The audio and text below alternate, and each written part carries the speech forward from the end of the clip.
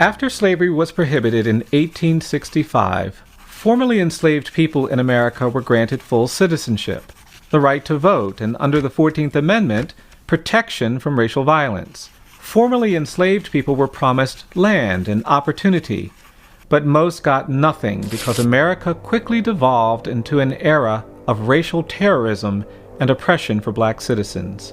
White people in the South were angry that people formerly considered property were now equal citizens. Many turned to violence. In the years immediately following the Civil War, thousands of black people were murdered when they tried to claim their rights.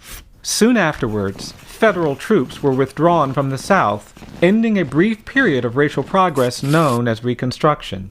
Nationwide resistance to racial equality resulted in the reestablishment of racial subordination through biased laws, disenfranchisement, and terrorism, most dramatically enforced through lynchings.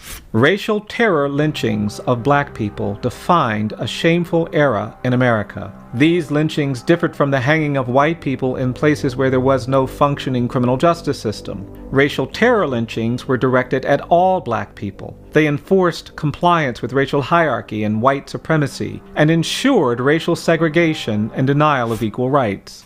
In 1916, in Cedar Bluff, Mississippi, a young black man named Jeff Brown accidentally bumped into a white woman while running to catch a train.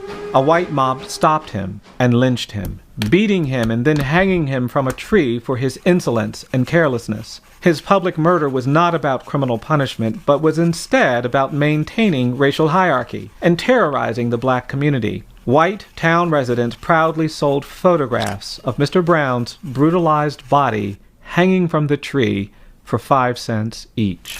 The Equal Justice Initiative has documented thousands of racial terror lynchings between 1877 and 1950. EJI has confirmed the lynchings of over 4,000 black people who were tortured, maimed, beaten, shot, hung, and burned alive by crowds of white people, often with the cooperation of law enforcement or government officials.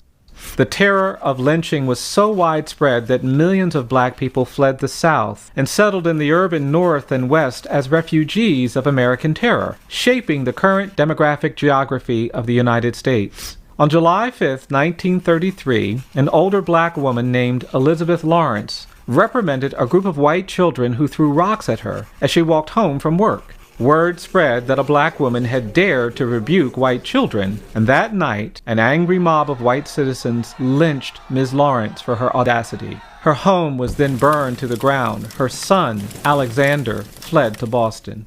Racial terror lynchings often had the atmosphere of carnivals, with food vendors and souvenir stands. Hundreds or thousands of white people would often gather to watch and take part in the torture and murder of black citizens. There has been no effort in America to confront this legacy of racial terror. While hundreds of Confederate monuments litter the landscape in southern states, there has been no public recognition of the violence endured by black people. On October 7, 1910, a white mob in Montgomery, Alabama tried to abduct and lynch black men being held in jail on suspicion of miscegenation, or interracial sexual relations. When they were unable to get the men out of the jail, the frustrated mob lynched a black taxi driver named John Dell, who was sitting in his cab nearby. No one was ever arrested or prosecuted for his murder.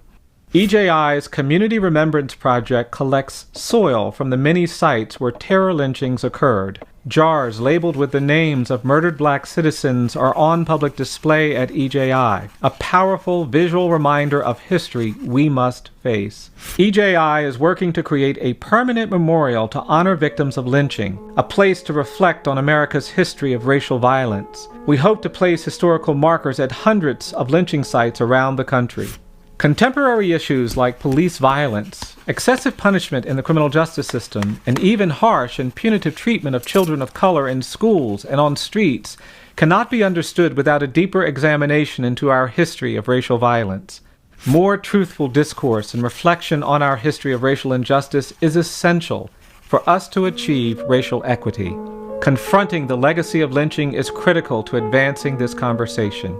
We hope you will join our effort to help towns, cities, and states confront and recover from these tragic histories of racial violence through truth and reconciliation, where there can truly be equal justice for all.